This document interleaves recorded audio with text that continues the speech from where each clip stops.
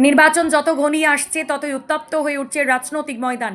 তারই প্রমাণ মিলল আজ ৬১ নম্বর লালগোলা বিধানসভা কেন্দ্রে তৃণমূল কংগ্রেসের প্রার্থী ডক্টর আব্দুল আজিজ দেওয়ানসরাই অঞ্চলে দুর্গাপুর এলাকায় জোরদার জনসংযোগ ও পথসভায় অংশ নেন। প্রচারে নেমে তিনি বাড়ি বাড়ি গিয়ে সাধারণ মানুষের সঙ্গে কথা বলেন, তাদের সমস্যার কথা শোনেন এবং উন্নয়নের আশ্বাস দেন। এদিনের কর্মসূচিতে রাস্তার দুই পাশে উপচে পড়া ভিড় লক্ষ্য করা যায়। পুরুষ ও মহিলাদের স্বতঃস্ফূর্ত উপস্থিতি পুরো এলাকা জুড়ে এক জনজোয়ারের চিত্র লক্ষ্য করা যায়। স্থানীয় বাসিন্দাদের সঙ্গে সরাসরি কথা বলে প্রার্থী তাদের মতামত জানতে চান এবং পাশে থাকার বার্তা দেন। অনেকেই ফুলের মালা পরিয়ে ও শুভেচ্ছা জানিয়ে তাকে স্বাগত জানান। সব মিলিয়ে ভোটের আগে দেওয়ানসরাই অঞ্চলে ডক্টর আব্দুল আজিজের এই জনসংযোগ কর্মসূচি রাজনৈতিক মহলে নতুন করে চর্চার বিষয় হয়ে উঠেছে। দেখুন, আগামী যে ইলেকশন রয়েছে সেটাকে সামনে রেখে আমরা মানুষের সঙ্গে কথা বলছি, মানুষের বাড়ি যাচ্ছি, তাদের সঙ্গে ইন্টারাকশন করছি। আগামী দিনে যেহেতু তাদের কথা বলতে হবে, তাই তাদের অসুবিধা সুবিধার কথা, তারা কি পরিস্থিতি রয়েছে সেটা নিজে পর্যবেক্ষণ করে দেখছি। এই চলছে, খুব ভালো লাগছে, মানুষ স্বতঃস্ফূর্ত ভাবে আসছেন, সাড়া দিচ্ছেন। ডায়েট যদি বলেন, অসুবিধে বলতে আর ওদের তাপ রয়েছে, আমরা মাঝে মাঝে একটু করে দাঁড়াচ্ছি ছায়াতে, এই যেমন দাঁড়িয়েছি, আবার শুরু করছি। আর ডায়েট বলতে নর্মাল খাওয়া দাওয়াই চলছে, আর হাইড্রেশন হচ্ছে, বেশি জল খাচ্ছি আর কি।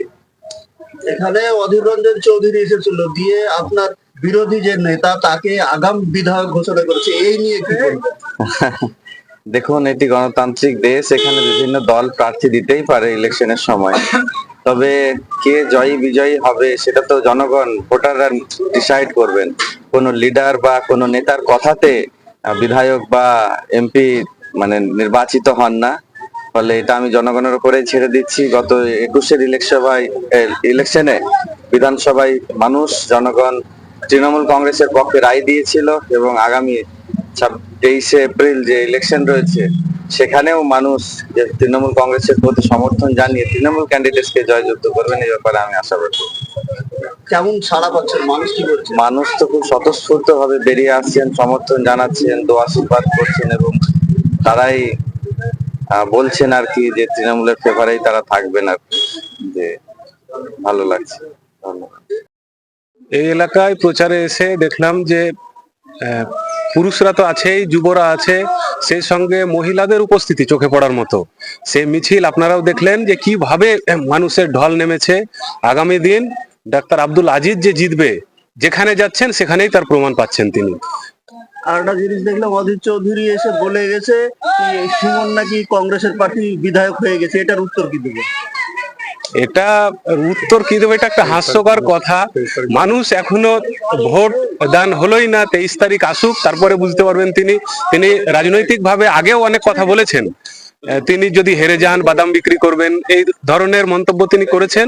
তিনি যেটা বলেছেন যে সুমন হয়ে গেছে বিধায়ক, তিনি বলেছেন কংগ্রেসের বিধায়ক হয়ে গেছেন। সেটা হতে পারে, লালগোলার বিধায়ক তিনি হননি, তিনি কংগ্রেসের প্রার্থী আছেন, কংগ্রেসের বিধায়ক হয়ে গেছেন। প্রার্থী কংগ্রেসের কাছে যদি বিধায়ক হয় তাহলে তাদের ওটা। আর আমাদের লালগোলার সাধারণ মানুষ যেটা বলছে, ডাক্তার আব্দুল আজিজ লালগোলার ৬১ নম্বর বিধানসভার আগামী দিনের বিধায়ক তিনি। কি নাম আপনার?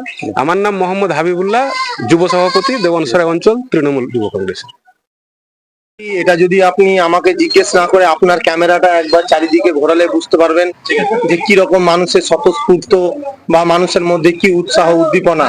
আমাদের প্রার্থী মাননীয় মুখ্যমন্ত্রী মমতা বন্দ্যোপাধ্যায় এবং আমার নেতা অভিষেক বন্দ্যোপাধ্যায়ের অত্যন্ত স্নেহধন্য প্রার্থী, যাকে লালগোলার মানুষ ইতিমধ্যে একদম আপন করে নিয়েছেন তিনার আচার ব্যবহার এবং কথাবার্তার মাধ্যমে। এবং আগামী যে ২৩শে এপ্রিল ভোট রয়েছে, এই ভোটে এই জনগণের সাড়া এবং যে উদ্দীপনা এবং তাকে যে দোয়া আশীর্বাদ করছে, তাতে বোঝাই যাচ্ছে যে আগামী ২৩শে এপ্রিল লালগোলার প্রার্থী শুধু তৃণমূল কংগ্রেসের প্রার্থী মমতা ব্যানার্জির প্রার্থী, আমাদের লালগোলার সকলের প্রিয় প্রার্থী, শুধু জয়ের সময়ের অপেক্ষা মাত্র।